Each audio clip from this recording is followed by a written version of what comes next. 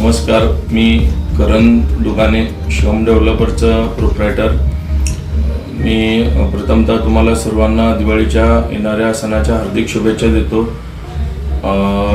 सोलापुरात जर बघितलं तर रिअल इस्टेटमध्ये आमचं जवळपास 2.5 वर्ष झालं आमचं फर्म चालू आहे। 2.5 वर्षात आम्ही या सोलापुरात बरेच 2-3 साईडचा डेव्हलपमेंट चांगल्या प्रकारे केलेला आहे। आता जर तुम्ही विचार केला तर 2-3 साईड आमचे बार्शी रोड आणि पुणा रोडला चांगल्या प्रमाणे डेव्हलपमेंट करून विकत आहेत। परत शिवाजीनगरला आमची एक साईड आहे, Shivajinagar, Akkalkot road, Tuljapur road, Vijapur road, Dongaon road हे देखील आम्ही मार्केटिंगला बरेच साईड घेतलेले आहेत। 1 लाखांपासून ते 5 लाखांपर्यंत 1000 स्क्वेअर फूटचा प्लॉट आम्ही देतो। सर्वसामान्य माणसाला 1 लाखात 1000 स्क्वेअर फूटचा प्लॉट हे आमचं ध्येय आहे। आतापर्यंत 2.5 वर्षात जवळपास आम्ही 200-250 प्लॉट्स सेल केलेले आहेत। जर तुमची कुणाची इच्छा असेल किंवा इन्व्हेस्टमेंटचा काही प्लॅन असेल तर एकदा आमच्या ऑफिसला व्हिजिट द्यावे ही आमची विनंती आहे। आमचं ऑफिस शिवम डेव्हलपर्स, गाळा number 345, Lokmangal oxy park, Sharad Pawar शाळेच्या बाजूला, निराळ वस्ती। Mobile number 9545 400 900।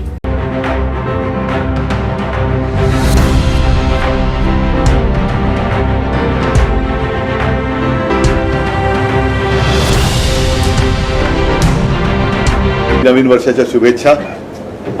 तशा त्या शुभेच्छा देऊनच आपण सुरुवात केली होती। काल दिवाळी तणक्यात साजरी झाली आणि ती गोड झाली। याचं कारण आपल्या हिंदुस्थानने सेमीफायनल जिंकली, विराटने आणखीन एक विक्रम रचला। त्याच्यामुळे सर्वप्रथम विराटचं अभिनंदन। आणि मी एक माझ्या पिढीला भाग्यवान एवढ्यासाठी समजतो कारण त्यांनी 3 पिढ्यांचे विक्रमवीर पाहिले। एक सुनील गावस्कर, सचिन तेंडुलकर आणि आता विराट। अर्थात माझी अशी शुभेच्छा आहे विराटला की अजूनही विराटने शिखर गाठलेलं नाही। एक त्याच्याकडनं असा विक्रम व्हावा की तो पुढचे अनेक वर्ष सर्वांना एक हवासा किंवा हेवा वाटेल असा तो असावा। क्रिकेटचे दिवस आहेत, वर्ल्ड कप सुरू आहे, त्याचबरोबरीने आपल्या देशात काही राज्यांमध्ये निवडणुका सुरू आहेत। क्रिकेटमध्ये काही नियम असतात, तसेच निवडणुकीमध्ये सुद्धा आचारसंहिता असते। आज मी आपल्याला सर्वांना एवढ्यासाठी बोलवलं की शिवसेनेच्या वतीने आम्ही निवडणूक आयोगाला एक पत्र लिहिलेलं आहे, काही शंका कुशंका त्याच्यावरती खुलासा होण्यासाठी। अनेकदा असं वाटतं की केवळ भारतीय जनता पक्ष सत्तेवर बसलाय म्हणून त्यांना फ्री हिट द्यायची आणि आम्ही काय केलं तर मात्र आमची हिट विकेट काढायची। ह्याला काय मोकळ्या वातावरणातल्या निवडणुका म्हणू शकत नाही। अगदी स्पष्ट बोलायचं म्हणजे आपल्याला सर्वांना कल्पना आहे की 1987 साली पार्ल्यामध्ये जी पोटनिवडणूक झाली होती, आमच्याकडनं डॉक्टर रमेश प्रभू विजयी झाले होते आणि मी जर चुकत नसेन तर भारतीय जनता पक्ष तेव्हा आपल्या विरोधात लढला होता। आणि ही देशातली माझ्या माहितीप्रमाणे पहिली निवडणूक, पोटनिवडणूक असली तरी जी हिंदुत्वाच्या मुद्द्यावरती नुसती लढली नाही तर जिंकली गेली। नंतर मग भारतीय जनता पक्ष आमच्या सोबत आला वगैरे वगैरे वगैरे सगळं झालं। पुढचा इतिहास तुम्हाला सर्वांना कल्पना आहे। त्याची आठवण एवढ्यासाठी मी करून दिली की त्या निवडणुकीपासून अगदी 95 साली आमचं सरकार आलं तोपर्यंत आमचे 5 ते 6 आमदार, त्याच्यामध्ये सुभाष देसाई, सूर्यकांत महाडिक, रमाकांत मयेकर, बापू खेडेकर, रमेश प्रभू हे तर बाद ठरवले गेलेच। परंतु सगळ्यात धक्कादायक गोष्ट अशी होती की लोकशाहीमधला मूलभूत जो मतदानाचा अधिकार आहे तो यांच्यासह अगदी शिवसेना प्रमुखांचा सुद्धा 6 वर्षासाठी काढून घेण्यात आला होता। कारण काय होतं तर हिंदुत्वाचा प्रचार केला। वातावरण तेव्हा देशात असं होतं की दुसरं कोणीही हिंदुत्वाबद्दल बोलायला कसरत नव्हतं, बोलू शकत नव्हतं। गर्व से कहो हम हिंदू है हा जो नारा हा तो विश्व हिंदू परिषदेने दिला असेल, पण जो बुलंद केला तो हिंदू हृदय सम्राट शिवसेना प्रमुखांनी केला. मंदिर वही बनाएंगेचे ते दिवस होते, निवडणुका अगदी तेव्हा जोरात लढल्या जात होत्या आणि केवळ हिंदुत्वाचा प्रचार केला, मंदिर वही बनाएंगेचा प्रचार केला, म्हणून या सर्वांवरती कारवाई केली गेली. हिंदू हृदय सम्राटांवरती सुद्धा, जे कधी आयुष्यात निवडणूक लढणारच नव्हते, त्यांना निवडणूक लढवण्यापासून लांब ठेवण्यात आलं आणि परत एकदा सांगतो, मतदानाचा अधिकार काढण्यात आला होता. आज मात्र आम्हाला जरा असं वाटते की निवडणूक आयोगाने आचारसंहितेत किंवा निवडणुकीच्या नियमावलीत काही बदल केले असावेत, अशी एक शक्यता वाटायला लागली. बदल केले असतील, आम्हाला अडचण काहीच नाहीये, पण केले असतील तर ते सर्वांना सारखे असायला पाहिजेत आणि सर्वांना ते वेळेमध्ये कळले पाहिजेत. हे एवढ्यासाठी मी सांगतोय कारण गेल्या काही महिन्यांपूर्वी ज्या राज्यांच्या निवडणुका झाल्या त्याच्यात कर्नाटक एक राज्य असं होतं की जिथे स्वतः पंतप्रधान मोदीजींनी बजरंगबली की जय बोलून मतदानाचं बटन दाबण्यासाठी जनतेला आवाहन केलं होतं. काल परवाकडे अमित शहा म्हणजे देशाचे गृहमंत्री यांनी मध्य प्रदेशच्या निवडणुकीमध्ये जर तुम्ही भाजपला निवडून दिलं तर अयोध्येला जायला तुम्हाला खर्च येणार की नाही येणार? लोक म्हणाली येणार. मग ते बोले मैं कहता हूं नहीं आएगा. ज्याने जे आम्हाला मतं देतील त्यांना आम्ही रामलल्लाचं दर्शन फुकट देऊ असं त्यांनी जाहीर केलं. त्याच्यामध्ये दोन गोष्टी आहेत. एक तर पहिली मागणी आमची अशी आहे अमित शहाजींकडे की आपण देशाचे केंद्रीय मंत्री आहात, गृहमंत्री आहात, तुम्ही मध्य प्रदेशपुरती ही मागणी लावून न धरता देशातल्या कानाकोपऱ्यात जेवढे राम भक्त आहेत त्यांना त्यांच्या सोयीनुसार जेव्हा वाटेल त्यावेळेला मोफत अयोध्यावारी भाजपातर्फे करावी ही आमची आग्रही मागणी आहे. मग ते अगदी मणिपूरमधले लोक असू देत, अगदी कर्नाटकातले असतील, कन्याकुमारीचे असतील, कुठलेही असतील. नाहीतर ते काय करतील की येत्या 22 जानेवारीला मला असं वाटतं राम मंदिराचं उद्घाटन आहे आणि माझ्या माहितीप्रमाणे देशातला एक 5-10 करोड लोक ते तिकडे आणणार आहेत, आणू शकतात, त्यांची ताकद आहे तेवढी. तर ते सांगतील की बघा त्यावेळेला सगळ्यांना फुकट आणलंच ना आम्ही. तसं नाही, रामलल्लाचं दर्शन राम भक्तांना जेव्हा वाटेल तेव्हा ते त्यांनी घडून दिलं पाहिजे.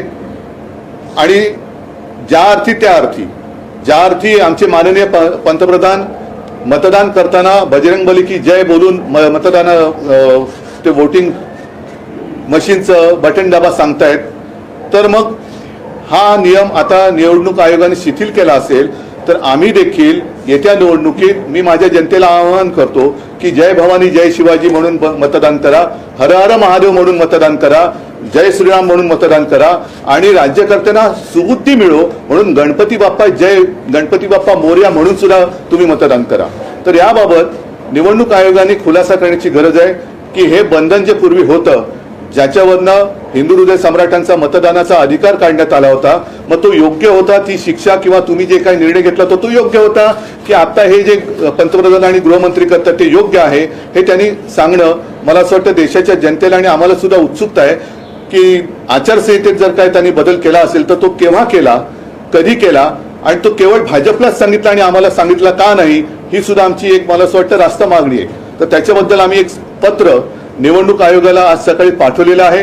आपल्याकडे सुद्धा ते पत्र सर्वसामान्य मतदारांसाठी आणि देशातल्या जनतेला माहिती व्हावं की अरे माझा अधिकार हा काय आहे, मी या असं करू शकतो की नाही करू शकत. कारण पूर्वी या सगळ्या गोष्टी फार स्वतःहून निवडणूक आयोग दखल घेत होती. आता सुद्धा मला असं कळलं की राहुल गांधी, प्रियांका गांधींना निवडणूक आयोगाने स्वतःहून नोटिसा पाठवलेल्या आहेत. केजरीवाल त्यांना सुद्धा त्यांनी नोटीस पाठवलेली आहे. म्हणजे निवडणूक आयोग जागरूक आहे. मी निवडणूक आयोगाला काही टीका करण्यासाठी बोलत नाहीये किंवा जे मोदी किंवा अमित शहाजींनी केले ते सुद्धा काही चुकीचं आहे असं माझं म्हणणं नाहीये.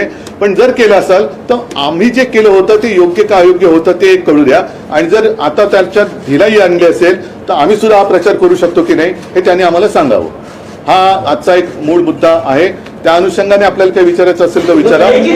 पण मला अपेक्षा आहे की निवडणूक प्रचार संपायच्या आत निवडणूक आयोगाने, केंद्रीय निवडणूक आयोगाने देशातील सर्व राजकीय पक्षांना आणि मतदारांना या निर्णयाबाबत सरकारी भाषेत अवगत करावे. सर, ये जानना चाहिए कि किस प्रकार आपने पत्र लिखा है, पत्र में किस चीज के बारे में जो है वो मुद्दा हाईलाइट किया है। और सर इंडियन टीम के बारे में भी बता दीजिए। नहीं, मेरी इंडियन टीम, अपनी इंडियन टीम ना, भारतीय टीम, ये हिंदुस्तान की टीम पहले तय करो। नहीं, अपनी जो टीम है, हिंदुस्तान की टीम है, मैं तो उनका अभिनंदन करता हूं और फाइनल के लिए शुभकामनाएं देता हूं। और मुझे पक्का विश्वास है कि हमारी टीम विश्व विजेती फिर से एक बार बनेगी, इसमें कोई दो राय मेरे तो मन में नहीं है, आशंका नहीं है। साथ ही साथ कल विराट ने जो एक विक्रम, नया विक्रम रचा, उसके लिए मैं विराट का अभिनंदन करता हूं। और मैं तो मानता हूं कि अभी तक विराट वो जो शिखर होता है वहां तक पहुंचा नहीं है, वो और आगे उसको जाना चाहिए और वो जरूर जाएगा, ऐसी मेरी शुभकामनाएं हैं। आज मैंने आप सारे लोगों को इसलिए बुलाए हैं, आप सभी लोगों को याद होगा वो एक जमाना था 1947 नहीं 87, पूरे देश में एक उपचुनाव हुआ था पार्ला में। शिवसेना अकेली थी और खिलाफ सारे लोग थे, कांग्रेस भी थी और भारतीय जनता पार्टी भी थी। और वो पहला चुनाव शायद इस देश में सिर्फ लड़ा नहीं, जीता हुआ था हिंदुत्व के मुद्दे पर। उसके बाद कई बार हमने चुनाव लड़े, कई बार हम चुनाव जीते, लेकिन हमारे जो विधायक थे उसमें स्वयं सुभाष देसाई जी है, हमारे रमाकांत मयेकर जी थे, रमेश प्रभु जी थे, बापू खेड़ेकर, सूर्यकांत महाडिक जी थे और स्वयं बाला साहब जी, हिंदू हृदय सम्राट बाला साहब ठाकरे, उनका मतदान करने का अधिकार छीन लिया गया था। क्यों? क्योंकि उन्होंने हिंदुत्व का प्रचार किया था। गर्व से कौम हिंदू है नारा जरूर किसी और ने दिया होगा, लेकिन उसको बुलंद किया था हिंदू हृदय सम्राट बाला साहब ठाकरे जी ने। उस वक्त उन्होंने प्रचार किया हिंदुत्व का, मंदिर वही बनाएंगे। तो उस प्रचार को करप्ट प्रैक्टिस एक वर्ड इस्तेमाल किया गया था। करप्ट का मतलब क्या होता है आप सब लोग जानते हैं। करप्ट प्रैक्टिस कहकर सारे लोगों को सजा दी गई थी। तो अब मैं जानना चाहता हूं, पिछले कुछ महीनों में कर्नाटक में जो चुनाव हुआ था तो हमारे प्रधानमंत्री जी वहां गए थे और उन्होंने स्वयं कहा था कि जब भी मतदाताओं को आह्वान किया था कि जब भी आप मतदान करोगे तो बजरंगबली की जय कहकर मतदान का वो जो बटन है वो दबाइए। कल परसों हमारे केंद्र के गृह मंत्री अमित शाह जी मध्य प्रदेश गए थे, उन्होंने सारे लोगों को कहा कि आप अयोध्या जाएंगे तो खर्चा आएगा कि नहीं आएगा, तो लोगों ने कहा आएगा। तो बोलते मैं कहता हूं नहीं आएगा, अगर आप भाजपा को वोट करेंगे तो आप सभी लोगों को फ्री में हम रामलला का दर्शन करेंगे। तो क्या जो कोड ऑफ कंडक्ट है उसमें कोई बदलाव चुनाव आयोग ने लाया है? अगर लाया होगा तो सारे लोगों को अवगत करना चाहिए कि आप भी अब भगवान के नाम पर, धर्म के नाम पर वोट मांग सकते हैं। हाँ, ये बात अलग है, शायद अमित शाह जी को अब पता चला होगा कि उनकी जीत अब सिर्फ राम भरोसे है, उनका कर्तृत्व कुछ दिखाई तो नहीं दे रहा है, तो राम भरोसे वो वोट मांग रहे, तो वो बात अलग है। लेकिन उस वक्त जो मेरे पिताजी को हिंदू हृदय सम्राट बाला साहब जी, सुभाष देसाई जो हमारे अन्य लोग थे, उनको जो सजा सुनाई गई थी तो वो सही थी या गलत थी? अब क्या उसमें कोई बदलाव लाया गया है? और अगर बदलाव लाया गया होगा तो हमें कोई अड़चन नहीं, हम तो उनका स्वागत करेंगे क्योंकि हमने वो सजा तो भुगत लिए।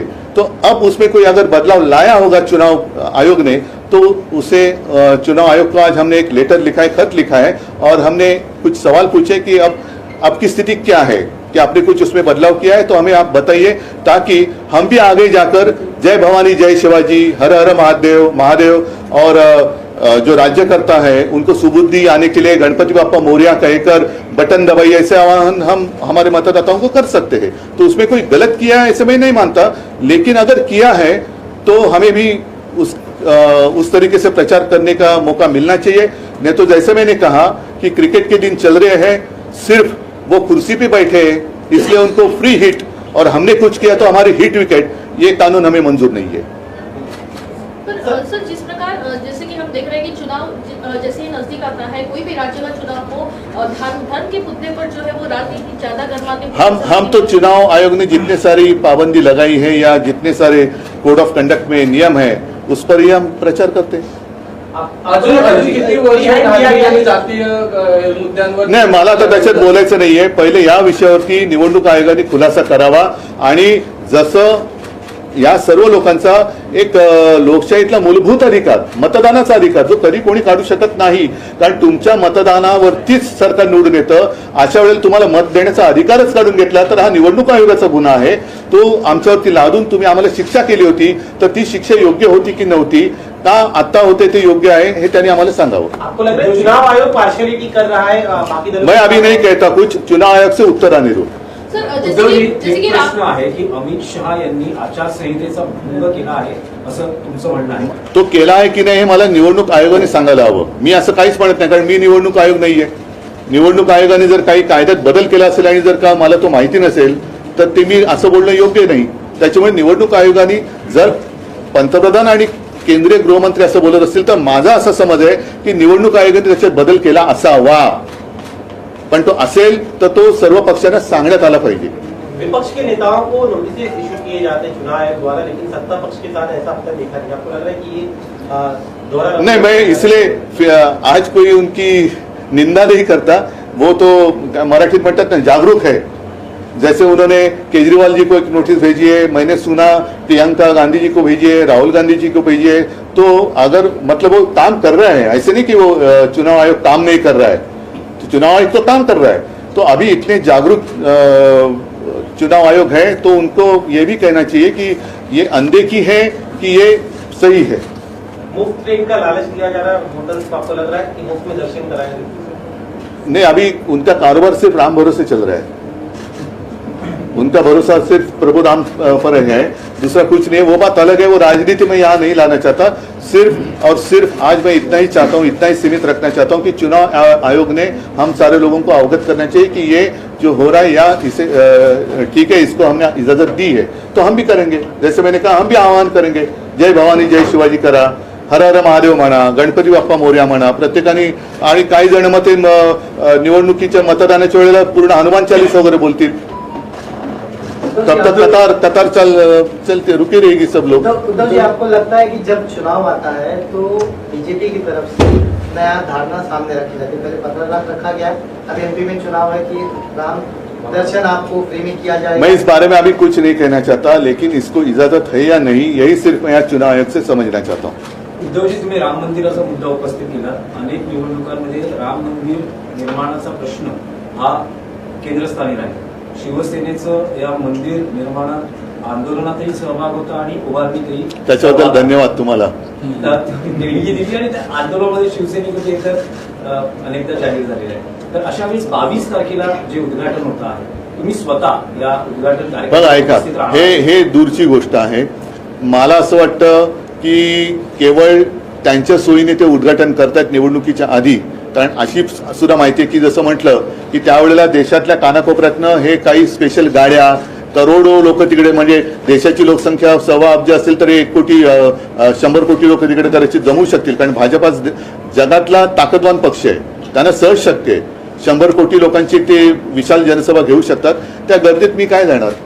त्याच्यामुळे मी 2 वेळा जेव्हा हा विषय थंड बस्त्यात होता त्यावेळेला मी तिथे गेलो होतो. त्याच्यानंतर मुख्यमंत्री झाल्यानंतर सुद्धा मी गेलो होतो. आणि ज्या ज्या वेळेला माझ्या मनात येईल त्या वेळेला मी अयोध्येला जरूर जाईन. मात्र आज पुन्हा एकदा सांगतो की अमित शहाजी जे म्हणालेले ते केवळ निवडणुकीपुरतं मर्यादित न राहता या देशातल्या ज्याला कोणाला ज्या वेळेला वाटेल तेव्हा त्याची मोफत अयोध्या वारी भाजपने करावी. ठीक आहे.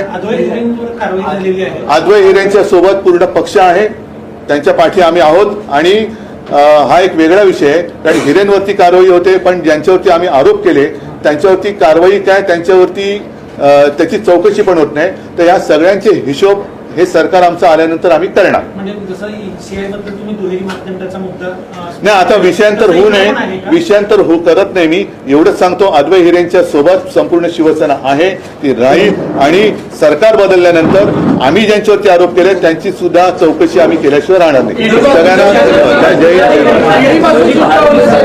भारतीय क्रिकेट संघाला शुभेच्छा दिल्या आहेत, पण फायनलला अहमदाबाद स्टेडियमवर जाऊन मॅच बघण्याचा काही कार्यक्रम आहे. चला, धन्यवाद. जय महाराज. लोकदर्शन मराठी चॅनलला सबस्क्राईब करा, बेल बटनला क्लिक करा व लाईक करायला विसरू नका.